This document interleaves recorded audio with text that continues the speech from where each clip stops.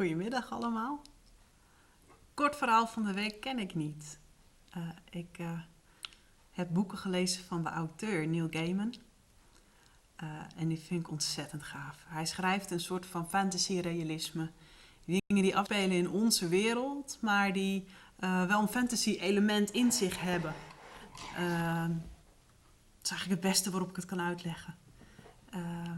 We kennen hem misschien van Good Omens.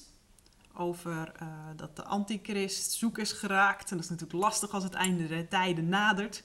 Dan heb je die wel nodig. Een van zijn graphic novels is Sandman. Ontzettend intens en duister verhaal. Maar heel, heel mooi.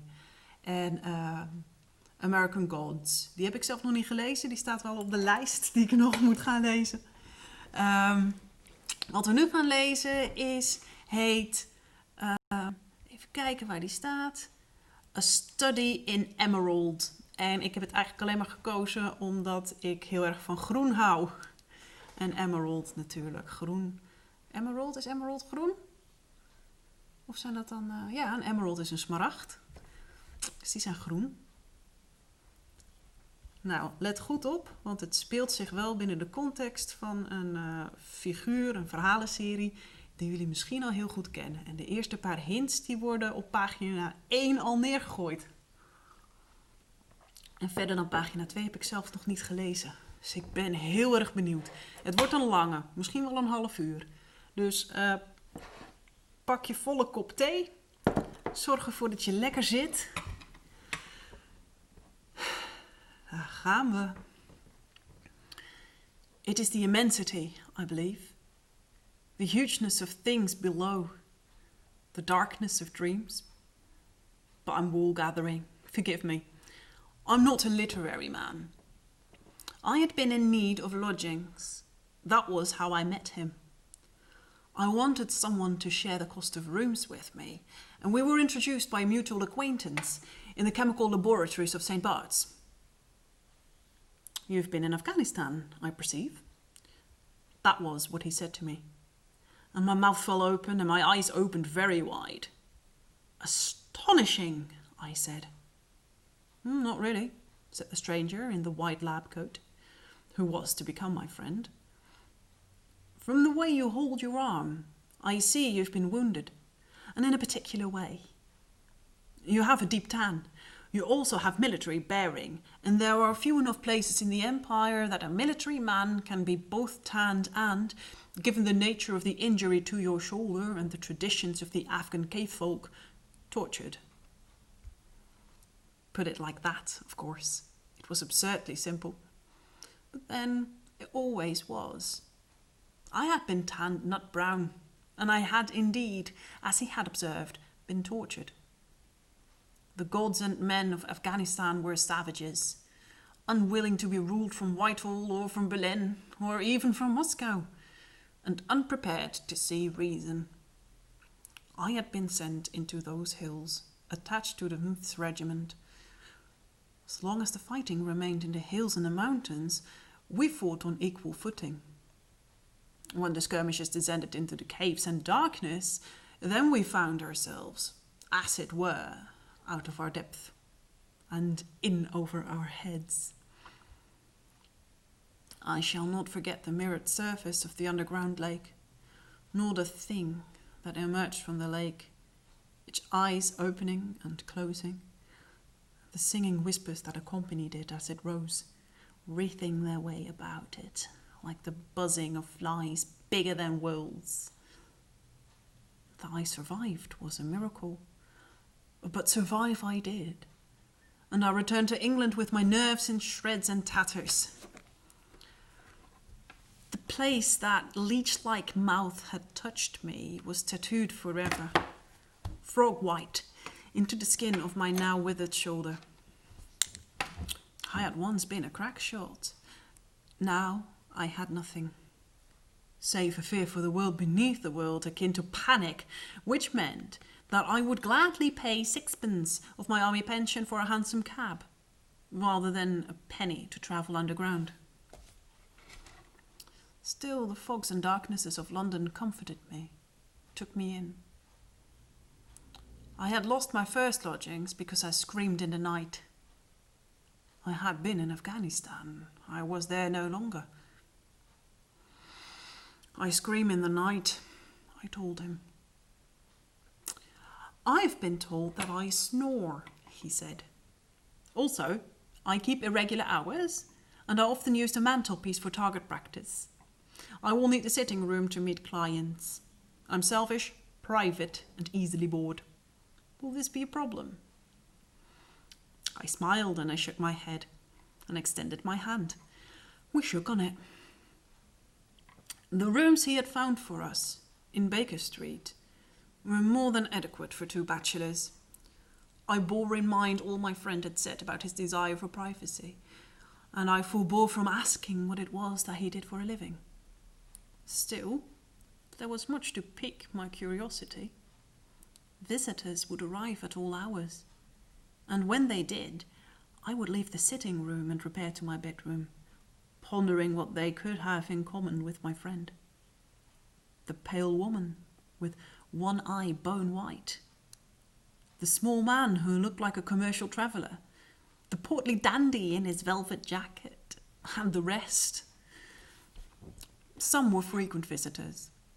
Many others came only once, spoke to him and left, looking troubled or looking satisfied. He was a mystery to me. We were partaking in one of our landlady's magnificent breakfasts one morning, when my friend rang the bell to summon that good lady. There will be a gentleman joining us in about 4 minutes, he said. We will need another place at the table. Oh, very good, she said. Put more sausages under the grill. My friend returned to perusing his morning paper. I waited for an explanation with growing impatience. Finally, I could stand it no longer. I don't understand. How could you know that in 4 minutes we would be receiving a visitor? There was no telegram, no message of any kind. He smiled, thinly. You did not hear the clatter of a brougham several minutes ago. It slowed as it passed us, obviously as the driver identified our door. And then it sped up and went past, up into the Marylebone Road. There's a crush of the carriages and taxicabs letting off passengers at the railway station and at the waxworks. And it is in that crush that anyone wishing to alight without being observed will go. The walk from there to here is but 4 minutes. He glanced at his pocket watch, and as he did so, I heard a tread on the stairs outside. Come in, Lestrade, he called. The door is ajar, and your sausages are just coming out from under the grill. A man I took to be Lestrade opened the door and then closed it carefully behind him. Oh, I should not, he said, but truth to tell, I've not had a chance to break my fast this morning, and I could certainly do justice to a few of those sausages. He was the small man I had observed on several occasions previously, whose demeanour was that of a traveller in rubber novelties or patent nostrums. My friend waited until our landlady had left the room before he said, Obviously, I take it this is a matter of national importance. My stars, said Lestrade, and he paled. Surely the word cannot be out already. Tell me it is not. He began to pile his plate high with sausages, kipper fillets, kedgeree, and toast, but his hands shook a little. Of course not, said my friend. I know the squeak of your brougham wheels, though, after all this time. An oscillating G sharp above high C. And if Inspector Lestrade of Scotland Yard cannot publicly be seen to come into the parlour of London's only consulting detective, yet comes anyway, and without having had his breakfast, then I know that this is no routine case. Ergo, it involves those above us, and is a matter of national importance. Lestrade dabbed egg yolk from his chin with his napkin. I stared at him. He did not look like my idea of a police inspector, but then my friend looked little enough like my idea of a consulting detective, whatever that might be. Perhaps we should discuss this matter privately, Lestrade said, glancing at me. My friend began to smile, impishly, and his head moved on his shoulder as it did when he was enjoying a private joke. Oh, nonsense, he said. 2 heads are better than 1, and what is said to one of us is said to us both. Well, if I'm intruding, I said gruffly, but he motioned me to silence. Lestrade shrugged. That's all the same to me, he said after a moment. If you solve the case, then I have my job. If you don't, then I have no job. You use your methods, that's what I say. It can't make things any worse. If there's one thing that a study of history has taught us, it is that things can always get worse, said my friend. When do we go to Shoreditch? Lestrade dropped his fork. This is too bad, he exclaimed. Here you were, making sport of me when you know all about the matter. You should be ashamed. No one has told me anything of the matter.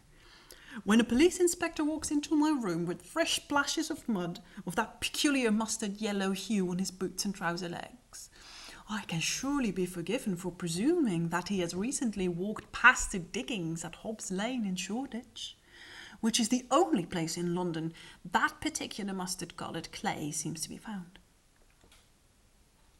Inspector Lestrade looked embarrassed. Now, you put it like that, he said. It seems so obvious. My friend pushed his plate away from him. Of course it does, he said, slightly testily. We rode to the East End in a cab. Inspector Lestrade walked up to the Marylebone Road to find his brougham and left us alone. So, you are truly a consulting detective, I said. The only one in London, or perhaps the world, said my friend. I do not take cases, instead I consult. Others bring me their insoluble problems. They describe them and sometimes I solve them. And then those people who come to you are, in the main, police officers, or are detectives themselves, yes.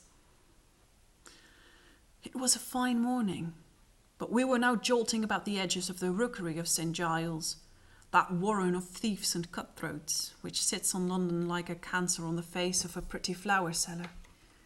And the only light to enter the cab was dim and faint. Are you sure that you wish me along with you? In reply, my friend stared at me without blinking. I have a feeling, he said. I have a feeling that we were meant to be together. That we have fought the good fight side by side. In the past or in the future, I do not know. I am a rational man, but I have learned the value of a good companion. And from the moment I clapped eyes on you, I knew I trusted you as well as I do myself. Yeah, I want you with me. I blushed or said something meaningless. For the first time since Afghanistan, I felt that I had worth in the world.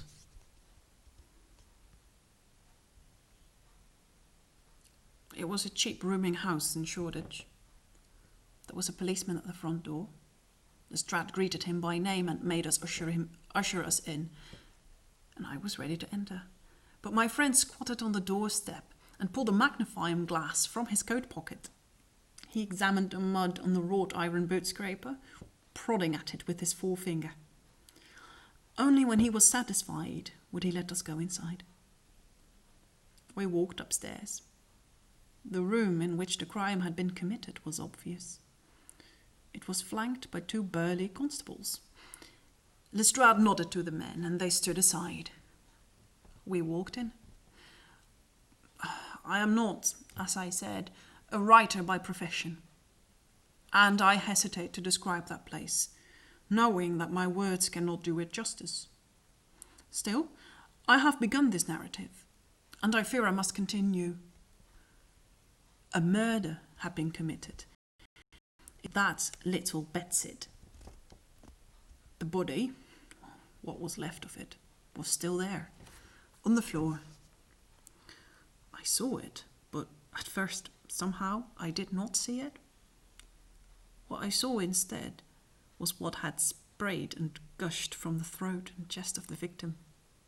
In colour, it ranged from bile green to grass green.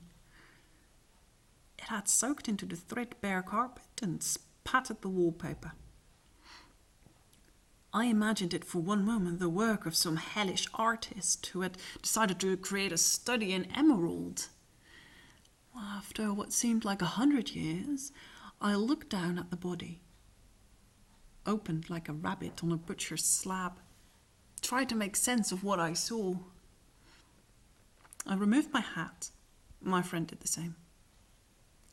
He knelt and inspected the body, inspecting the cuts and gashes. And then he pulled out his magnifying glass, walked over to the wall, examining the gouts of drying ichor. "We've already done that," said Inspector Lestrade. "Oh, indeed," said my friend. "And then what did you make of this, then? I do believe it is a word." Lestrade walked past the place my friend was standing and looked up. There was a word, written in capitals, in green blood, on the faded yellow wallpaper, some little way above Lestrade's head. "Rach," said Lestrade, spelling it out. Obviously it was going to write Rachel, but he was interrupted. "So, we must look for a woman?" My friend said nothing. He walked back to the corpse and picked up its hands, one after the other. The fingertips were clean of ichor. Well, I think we've established that the word was not written by His Royal Highness. "What the devil makes you say—" "Oh, my dear Lestrade, please give me some credit for having a brain. The corpse is obviously not that of a man. The colour of his blood, the number of limbs, the eyes, the position of the face, all these things bespeak the blood royal. While I cannot say which royal line, I would hazard that he is an heir, perhaps, second to the throne, in one of the German principalities." "That's amazing." Lestrade hesitated, and then he said, "This is Prince Franz Drago of Bohemia. He was here in Albion as a guest of Her Majesty Victoria. Here for a holiday and a change of air." "For the theatres, the horse, and the gaming tables, you mean?" "If you say so." Lestrade looked put out. "Anyway, you've given us a fine lead with this Rachel woman, although I don't doubt we would have found her on our own." "Doubtless," said my friend. He inspected the room further, commenting acidly several times that the police, with their boots, had obscured footprints and moved things that might have been of use to anyone attempting to reconstruct the events of the previous night. Still, he seemed interested in a small patch of mud he found behind the door. Beside the fireplace, he found what appeared to be some ash or dirt. "Did you see this?" he asked Lestrade. "Her Majesty's police," replied Lestrade, "tend not to be excited by ash in a fireplace. It's where ash tends to be found." And he chuckled at that. My friend took a pinch of the ash and rubbed it between his fingers, and then sniffed the remains. Finally, he scooped up what was left of the material and tipped it into a glass vial, which he stoppered and placed into an inner pocket of his coat. He stood up. "And the body?" Lestrade said, "The palace will send their own people." My friend nodded at me, and together we walked to the door. My friend sighed. "Inspector, your quest for Miss Rachel may prove fruitless. Among other things, Rache is a German word. It means revenge. Check your dictionary. There are other meanings. We reached the bottom of the stair and walked out onto the street. You've never seen royalty before this morning, have you? He asked. I shook my head. Well, the sight can be unnerving if you're unprepared. Oh, why, my good fellow, you are trembling. Forgive me. I shall be fine in moments. Would it do you good to walk? He asked. And I assented, certain that if I did not walk then, I would begin to scream. West, then, said my friend, pointing to the dark tower of the palace. And we commenced to walk. So, said my friend, after some time, you've never had any personal encounters with the crowned heads of Europe? No, I said. I believe I can confidently state that you shall, he told me, and not with a corpse this time. Very soon. My dear fellow, whatever makes you believe? In reply, he pointed to a carriage, black painted, that had pulled up 50 yards ahead of us. A man in a black top hat and a greatcoat stood by the door, holding it open, waiting silently.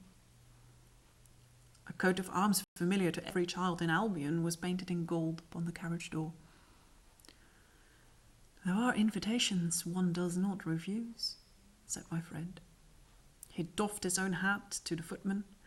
I do believe that he was smiling as he climbed into the box-like space, relaxed back into the soft leathery cushions. When I attempted to speak with him during the journey to the palace, he placed his finger over his lips. And then he closed his eyes and seemed sunk deep in thought. I, for my part, tried to remember what I knew of German royalty. But apart from the Queen's consort, Prince Albert, being German, I knew little enough. I put my hand in my pocket, pulled out a handful of coins, brown and silver, black and copper green.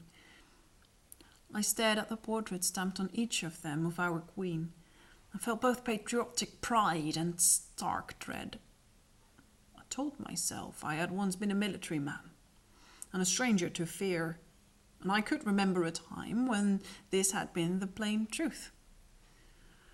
For a moment I remembered a time when I had been a crack shot, even, I like to think, something of a marksman. But my right hand shook as if it were palsied, and the coins jingled and chinked, and I felt only regret. The Queen's consort, Prince Albert, was a big man, with an impressive handlebar moustache and a receding hairline. He was undeniably and entirely human. He met us in the corridor, nodded to my friend and to me, did not ask for our names or offer to shake our hands.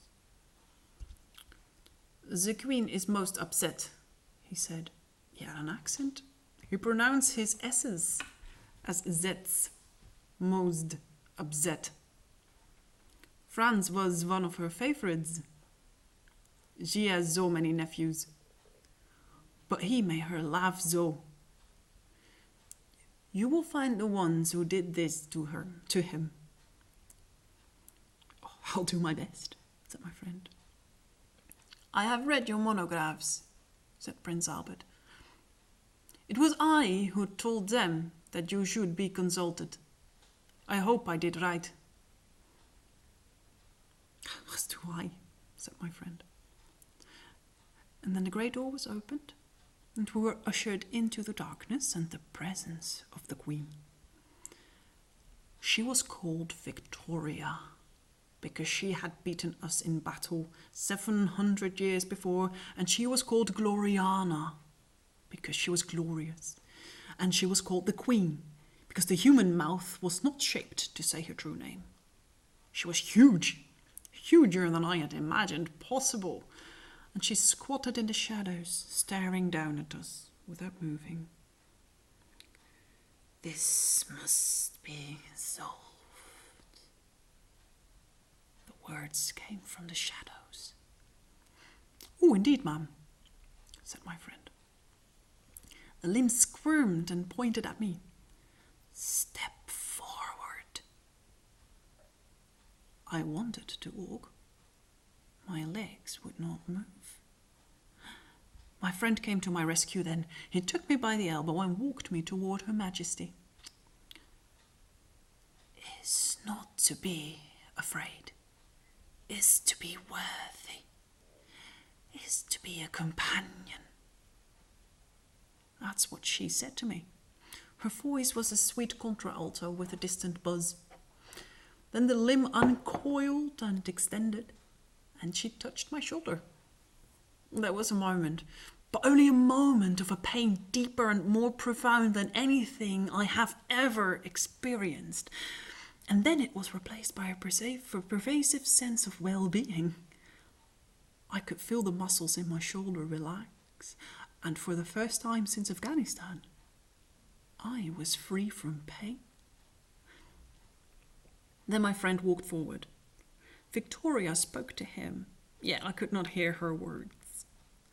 I wondered if they went somehow directly from her mind to his, if this was the Queen's Council I had read about in the histories. He replied aloud, "Oh, certainly, Mum. I can tell you that there were 2 other men with your nephew in that room in Shoreditch. That night the footprints were, although obscured, unmistakable." And then, yeah, I understand. I believe so. Yes. He was quiet when we left the palace, and said nothing to me as we rode back to Baker Street. It was dark already. I wondered how long we had spent in the palace. Fingers of sooty fog twined across the road and the sky. Upon our return to Baker Street, in the looking glass of my room, I observed that the frog-white skin across my shoulder had taken a pinkish tinge. Hope that I was not imagining it. That was not merely the moonlight through my window.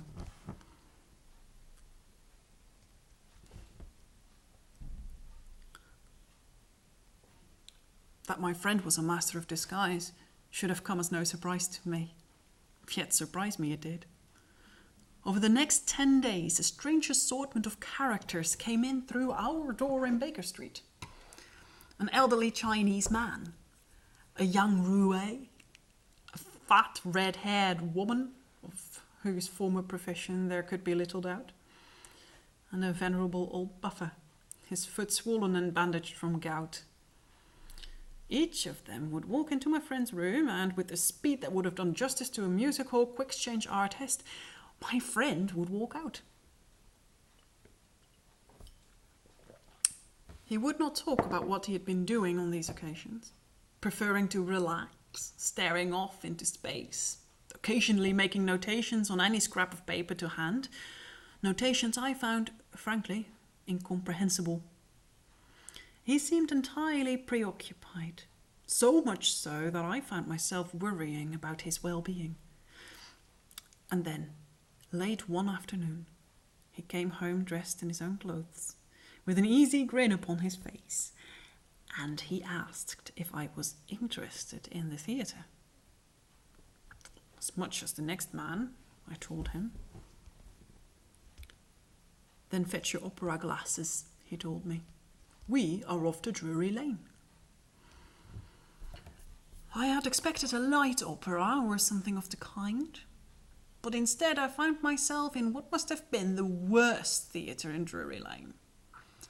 For all that it had named itself after the royal court, and to be honest, it was barely in Drury Lane at all, being situated at the Shaftesbury Avenue end of the road, where the avenue approaches the rookery of St. Giles. On my friend's advice, I concealed my wallet, and, following his example, I carried a stout stick. Once we were seated in the stalls. I had bought a 3-penny orange from one of the lovely young women who sold them to the members of the audience, and I sucked it as we waited. My friend said, quietly, "You should only count yourself lucky that you did not need to accompany me to the gambling dens or the brothels, or the madhouses. Another place that Prince Franz delighted in visiting, as I have learned." There was nowhere he went more than once. Nowhere but...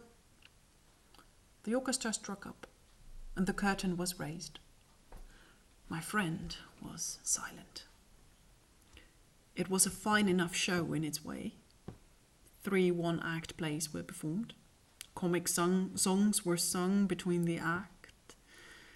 Leading man was tall, languid, and had a fine singing voice. The leading lady was elegant, and her voice carried through all the theatre. The comedian had a fine touch for patter songs. The first play was a broad comedy of mistaken identities. The leading man played a pair of identical twins who had never met, but had managed, by a set of comical misadventures, each to find himself engaged to be married to the same young lady, who, amusingly, thought herself engaged to only one man. Doors swung open and closed as the actor changed from identity to identity. The second play was a heartbreaking tale of an orphan girl who starved in the snow, selling hothouse violets. Her grandmother recognized her at the last and swore that she was the babe stolen 10 years back by bandits. But it was too late, and the frozen little angel breathed her last.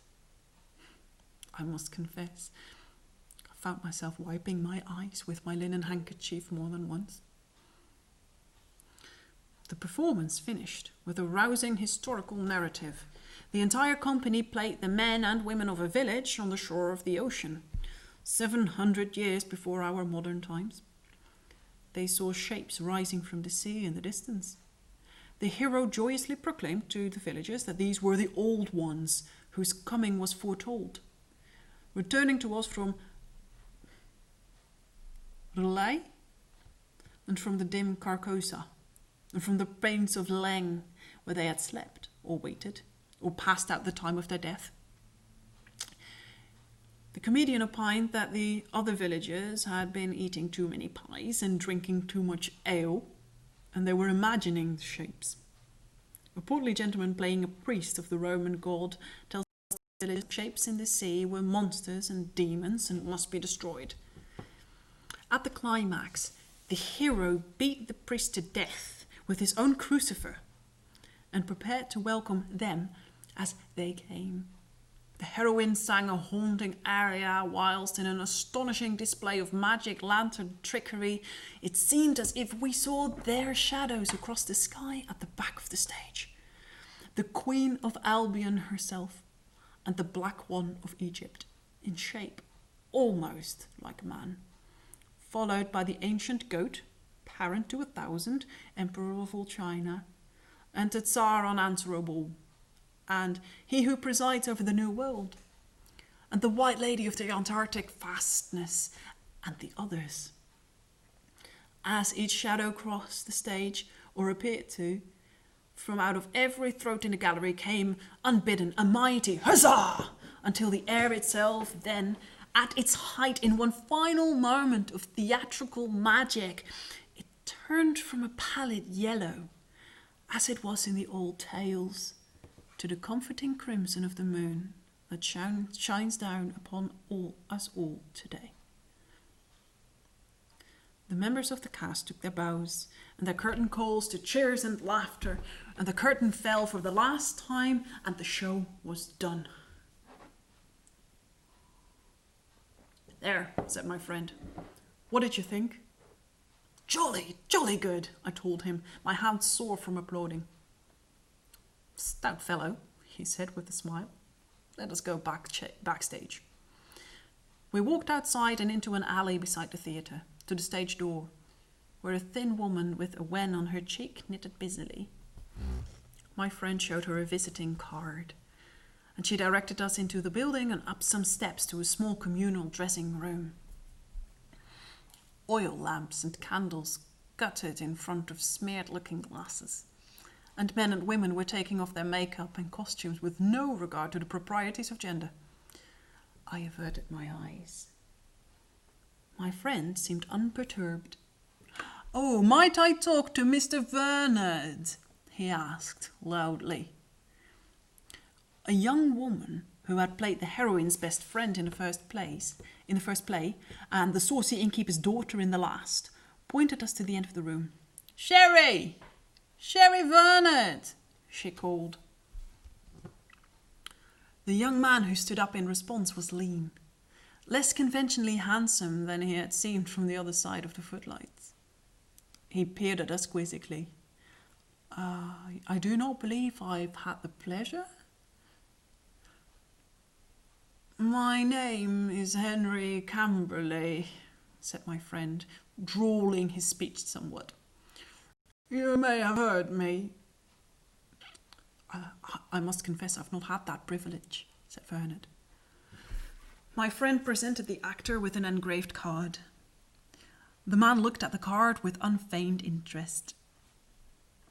"A theatrical promoter from the New World? My. And this is..." He looked at me. "This is a friend of mine, Mr. Sebastian. He is not of the profession." I muttered something about having enjoyed the performance enormously and shook hands with the actor. My friend said, "Have you ever visited the New World?" I've not yet had that honour," admitted Vernet, "although it has always been my dearest wish." "Well, my good man," said my friend, with the easy informality of a New Worlder, "maybe you'll get your wish. That last play, I've never seen anything like it. Did you write it?" "Oh, alas, no. The playwright is a good friend of mine, although I devised the mechanism of the Magic Lantern shadow show. You'll not see a finer on the stage today." "Would you give me the playwright's name? Perhaps I should speak to him directly. This friend of yours." Vernet shook its head. "That will not be possible, I'm afraid. He is a professional man and does not wish his connection with the stage publicly to be known." "I see." My friend pulled a pipe from his pocket and put it in his mouth. Then he patted his pockets. "I am sorry," he began. "I have forgotten to bring my tobacco pouch." "I smoke a strong black shag," said the actor. "But if you have no objection..." "None," said my friend heartily. "Why, I smoke a strong shag myself." And he filled his pipe with the actor's tobacco, and the two men puffed away, while my friend described the vision he had for a play that could tour the cities of the New World, from Manhattan Island all to the furthest tip of the continent in the distant south. The first act would be the last play we had seen. The rest of the play might perhaps tell of the dominion of the Old Ones over humanity and its gods, perhaps telling what might have happened if people had no royal families to look up to. A world of barbarism and darkness.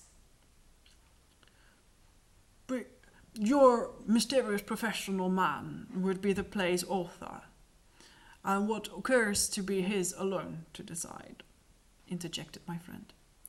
"Our drama would be his, but I can guarantee you, audience is beyond your imaginings, and a significant share of the takings at the door. Let us say 50%. "This is most exciting," said Vernet. "I hope it will not turn out to have been a pipe dream." "No, sir, it shall not," said my friend, puffing on his own pipe, chuckling at the man's joke. "Come to my rooms in Baker Street tomorrow morning, after breakfast time. Say at 10, in company with your author friend, and I shall have the contracts drawn up and waiting." With that, the actor clambered up onto his chair and clapped his hands for silence. "Ladies and gentlemen of the company, I have an announcement to make," he said, his resonant voice filling the room. "This gentleman is Henry Chamberlain, the theatrical promoter, and he's proposing to take us across the Atlantic Ocean and on to fame and fortune." There were several cheers, and the comedian said, "Well, it will make a change from herrings and pickled cabbage," and the company laughed. And it was through the smiles of all of them that we walked out the theatre and out onto the fog-wreathed streets. My dear fellow, I said, whatever was... Not another word, said my friend. There are many ears in the city. And not another word was spoken until we had hailed a cab and clambered inside and were rattling up the Charing Cross Road. And even then, before he said anything, my friend took his pipe from his mouth and emptied the half-smoked contents of the bowl into a small tin. He pressed the lid onto the tin and placed it into his pocket. There, he said, that's the tall man found. Or, I'm a Dutchman. Now, we just have to hope that the cupidity and the curiosity of the limping doctor proves enough to bring him to us tomorrow morning. The limping doctor? My friend snorted. That's what I've been calling him. It was obvious from footprints and much else besides when we saw the prince's body that 2 men had been in that room that night. A tall man who, unless I miss my guess, we have just encountered, and a smaller man with a limp who eviscerated the prince with professional skill that betrays the medical man. A doctor. Indeed. I hate to say this, but it is my experience that when a doctor goes to the bad, he's a fouler and darker creature than the worst cutthroat. There was Huston, the acid bath man, and Campbell, who brought the Procrustean bed to Ealing. And he carried on in a similar vein for the rest of our journey. The cab pulled up beside the curb. That will be 1 and 10 pence, said the cabby. My friend tossed him a florin, which he caught, and tipped his ragged tall hat. Oh, much obliged to you both, he called out as the horse clopped out into the fog. We walked to our front door. As I unlocked the door, my friend said, Odd, our cabby just ignored that fellow out on the corner. They do that at the end of a shift, I pointed out. Indeed they do, said my friend. I dreamed of shadows that night, vast shadows that blotted out the sun, and I called out to them in my desperation, but they did not listen. Inspector Lestrade was the first to arrive. You have posted your men in the street? Asked my friend. I have, said Lestrade, with strict orders to let anyone in who comes, but to arrest anyone trying to leave. And you have handcuffs with you? In reply, Lestrade put his hand in his pocket and jangled 2 pairs of cuffs grimly.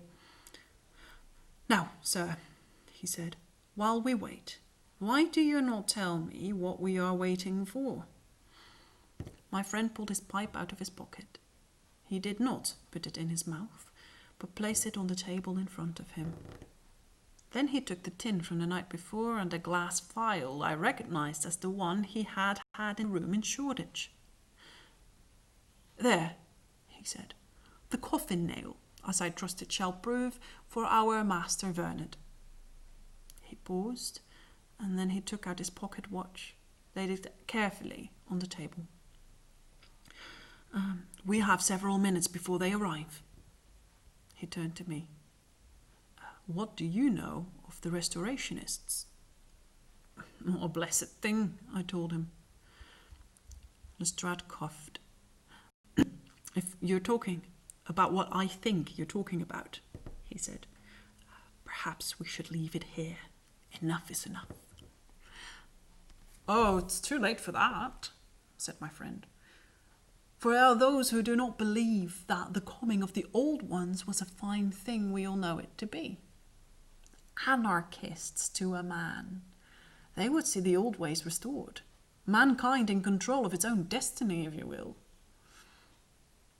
I will not hear this sedition spoken, said Lestrade. I must warn you. I must warn you not to be such a fathead, said my friend. Because it was the Restorationists that killed Prince Franz Drago. They murder they kill in vain effort to force our masters to leave us alone in the darkness. The prince was killed by a rache. It's an old term for hunting dog, Inspector, as you would know if you had looked in a dictionary. It also means revenge. And the hunter left his signature on the wallpaper in the murder room, just as an artist might sign a canvas. But he was not the one who killed the prince. "The limping doctor!" I exclaimed. "Oh, very good. There was a tall man there that night. I could tell by his height, for the word was written at eye level. He smoked a pipe, the ash and dottle set unburnt in the fireplace, and he had tapped out his pipe with ease on the mantel, something a smaller man would not have done. The tobacco was an unusual blend of shag. The footprints in the room had, for the most part, been almost obliterated by your men, but there were several clear prints behind the door and the window. Someone had waited there. A smaller man from his stride, who put his weight on his right leg. On the path outside, I had several clear prints, and the different colours of clay on the boot scraper outside gave me more information. A tall man who had accompanied the prince into those rooms and had, later, walked out. Waiting for them to arrive was the man who had sliced up the prince so impressively. Lestrade made an uncomfortable noise that did not quite become a word. I have spent many days retracing the movements of His Highness. I went from gambling hell to brothel to dining den to madhouse, looking for our pipe-smoking man and his friend. I made no progress until I thought to check the newspapers of Bohemia, searching for a clue to the prince's recent activities there. In them I learned that an English theatrical troupe had been in Prague last month and performed there before Prince Franz Drago. Good Lord, I said. So that Sheriff Vernet fellow? Is a restorationist. Exactly. I was shaking my head in wonder at my friend's intelligence and skills of observation when there was a knock on the door. This will be our quarry, said my friend. Careful now. Lestrade put his hand deep into his pocket, where I had no doubt he kept a pistol. He swallowed nervously. My friend called out, "Please, come in." The door opened. It was not Vernet, nor was it a limping doctor. It was one of the young street Arabs who earn a crust running errands. In the employs of Monsieur Street and Walker, as we used to say when I was young. "Please, sirs," he said, "is there a Mr. Henry Chamberlain here? I was asked by a gentleman to deliver a note." "I'm he," said my friend. "And for a sixpence, what can you tell me about the gentleman who gave you the note?" The young lad, who volunteered that his name was Wiggins, bit the sixpence before making it vanish, and then told us that the cheery cove who gave him the note was on the tall side, with dark hair, he added. Oh, he had been smoking a pipe. I have the note here, and take the liberty of transcribing it.